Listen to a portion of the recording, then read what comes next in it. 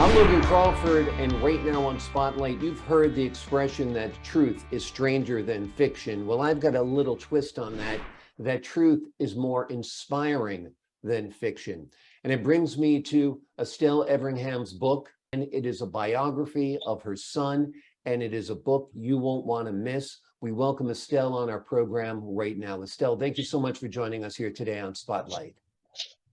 Thank you very much for having me, Logan. It's a privilege to be able to speak about my book and my son. Absolutely. I loved your book. I thought it was written lyrically. It wasn't morose.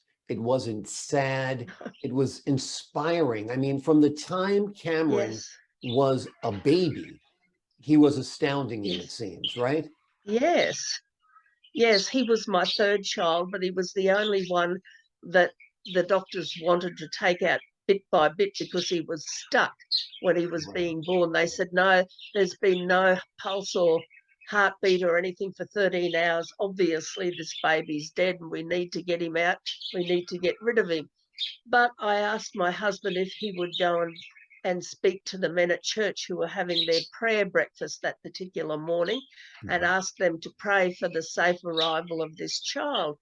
And as he was coming back, entering the room, the doctor actually had his back to me because the nurses were velcroing his gown on and all the horrible equipment was sitting there to chop up this poor baby.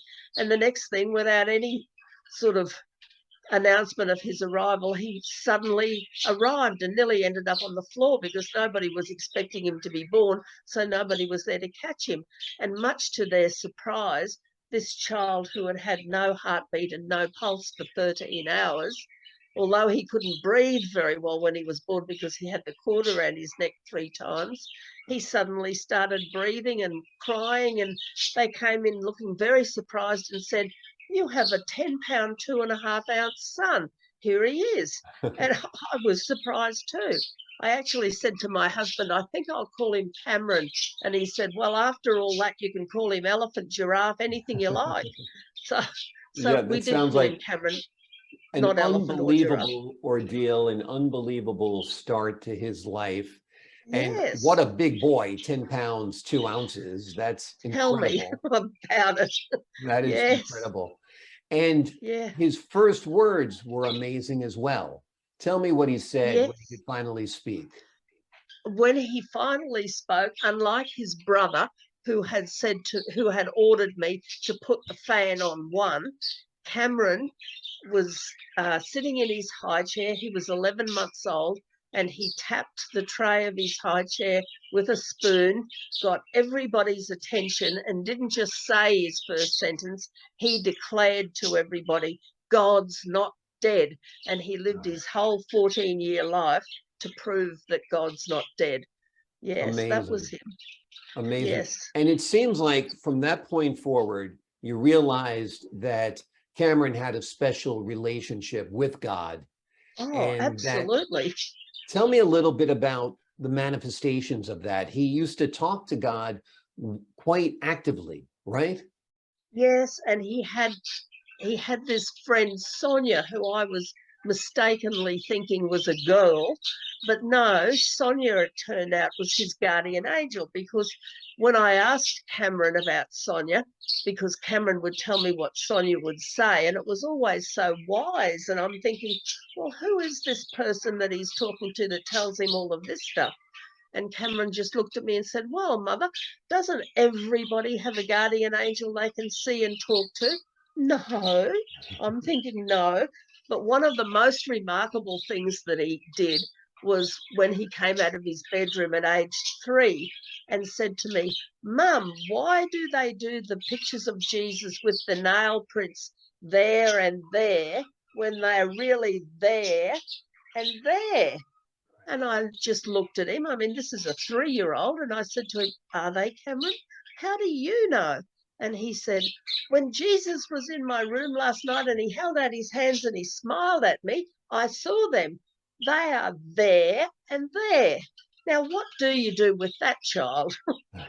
Yeah, yeah, Amazing, amazing. yeah, yeah, And he was had so much faith. He had so much love for God yeah. that it really touched all of you and really, seemed to affect the dynamic of the family in such a wonderful way.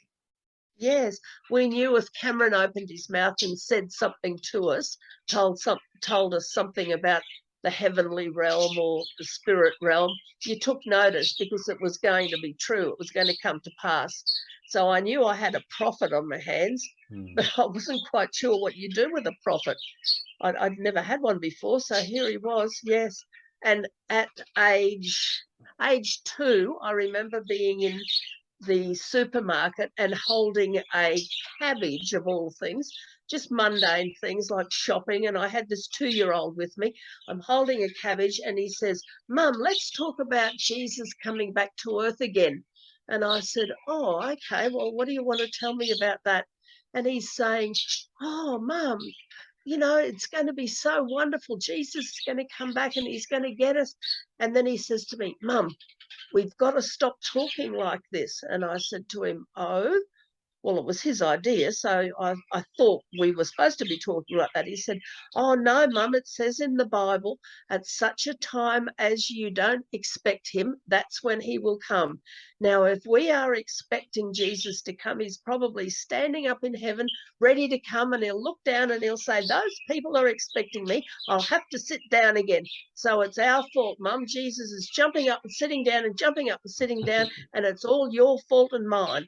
And that was a pretty big mouthful for a 2-year-old, I tell you. Meanwhile, I'm rocking a cabbage. Yes, it was always the most godly things he'd come out with while I'm doing the most mundane, earthly things. Well, I Amazing. had to keep my feet on the ground somehow around this kid, didn't I? Exactly, exactly. Well, he was Yes, kind of teaching you lessons, teaching you about God, yes, teaching you about life. And throughout his whole life, it yes. seems like it was that way. Once he started school, he struggled a little bit academically, as I understand. Yes, I suspect that was because of a reaction from his birth. I would think that he had no oxygen for a longer time than was really necessary. Right. My other children, my other two, my daughter is brilliant, and my son is very, very good with his hands, very capable and has a great leadership skill over his life. And then there was Cameron. Well, Mm. Cameron, his idea of maths was, well, Mum, you don't have to get an A in maths to go to heaven. So that that was that, which was just as well because he actually scored an E on his last maths test, but he did write the teacher a note on the bottom of the test saying, you don't have to get an A in maths to go to heaven. And he sort of, everything was important in his life or not, depending on whether or not it was going to lead you closer to God and to heaven. And when he was tiny, he always talked about not just heaven, but going home to heaven was always, home to heaven. I want to go home to heaven. So when he did go home to heaven, well, we knew he'd gone home. It wasn't like, oh, what's happened to Cameron? Where's he gone now? No, it was, well, he's exactly where he wanted to be. So there you go. And we had such marvelous memories of his life and of his faith to comfort us. And not only so, God also was very much involved in Cameron's departure from Earth because I felt like at that time, which was one of the most trying times in my life, of course, that God actually carried me when I could barely put one foot in front of another with my own abilities. God just carried me. It was, looking Yeah. back on it, it was dreadful, terrible, sad, horrific to lose Cameron, but Mm. it was one of the most outstanding times in my life, in my relationship with God, that I will be always thankful for, because God really outdid himself. I mean, no, he can't outdo himself, but he really did, in my estimation. I thought to myself, well, God, you really know what you're doing. You know what I'm going through, and you know how to look after me. And Mm. and he did that. And I'm just hoping and praying that my son, who was the driver at the time that the accident happened, that when Cameron was killed, will come to the place where he realizes you know, he needn't blame himself. It wasn't his fault. It was a Mm. complete accident. And, you know, he if he can just hand over his grief to God and allow God to replace his light and sunshine and happiness in his life again, then I will be pleased for my son as well. He's done very, very well in business. Mhm. He's very wealthy. He's very capable. He's very all sorts of things. But I know that there's a brokenness in him. And I'm just hoping that he doesn't blame himself, because we know it wasn't his fault. He wasn't doing anything wrong. It was just an accident that happened. And it was no accident in God's eyes. He knew that Cameron was coming because he showed me Cameron's welcoming committee before Cameron had even gone. Mm. So, you know, I remember standing at the accident scene with one son on the ground being attended to by the ambulance people, sirens and fire engines and ambulances and police vehicles all around. Another son dead on the back of a car in the middle of the road, and which was the car all smashed up.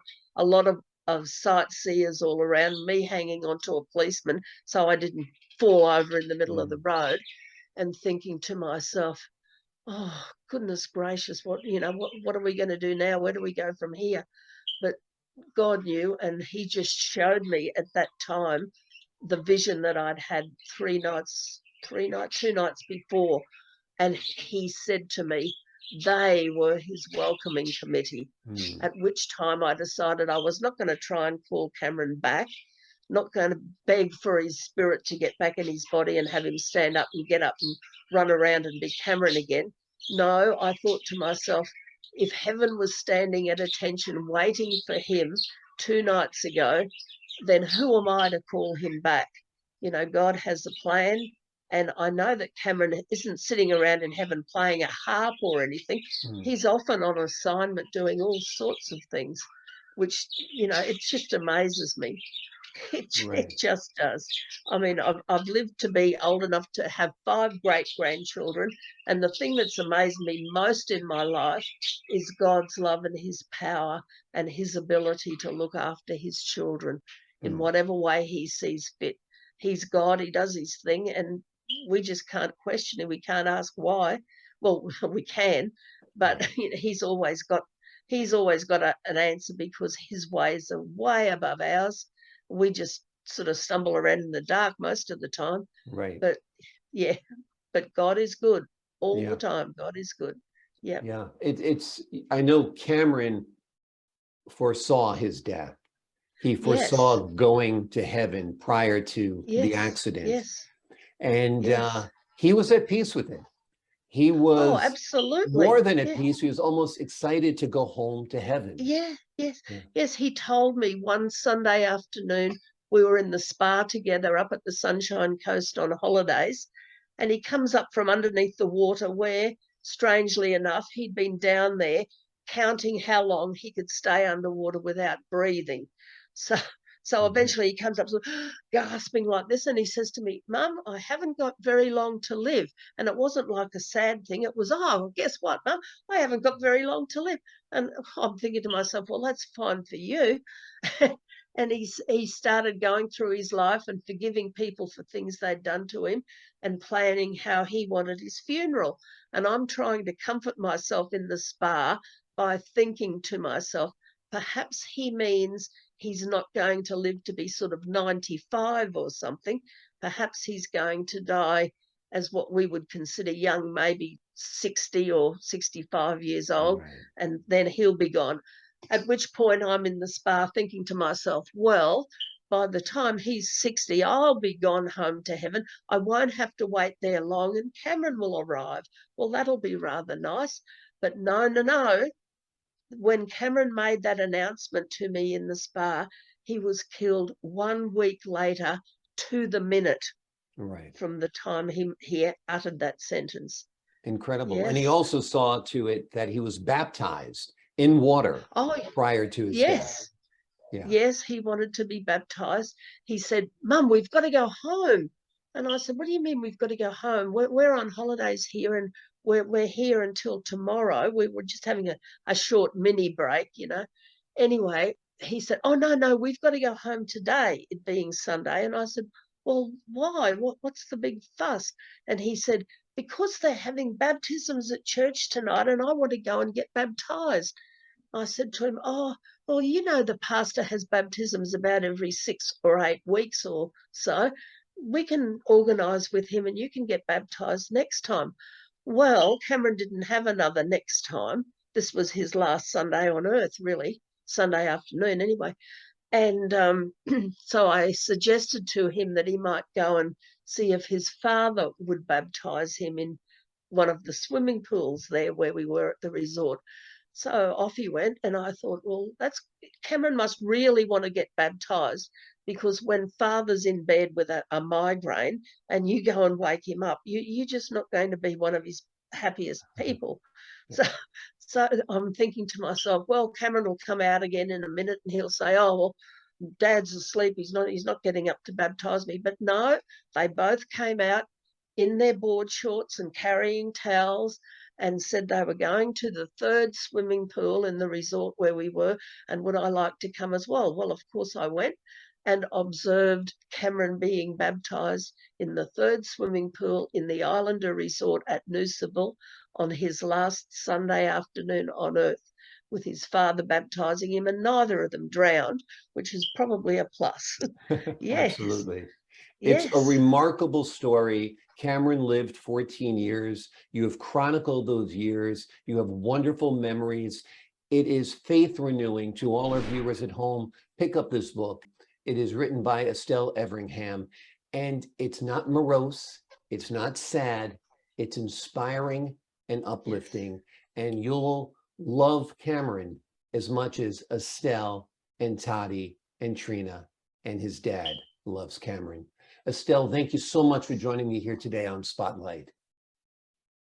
Thank you so much for having me. It's been a privilege. It's been my pleasure. Folks at home, you can pick up the book on Amazon, and you can download it to Kindle, or you can get a physical copy. It is well worth the price. It's a terrific book. And to the viewers at home, I'm Logan Crawford, thanking you for your time this time. Until next time on Spotlight.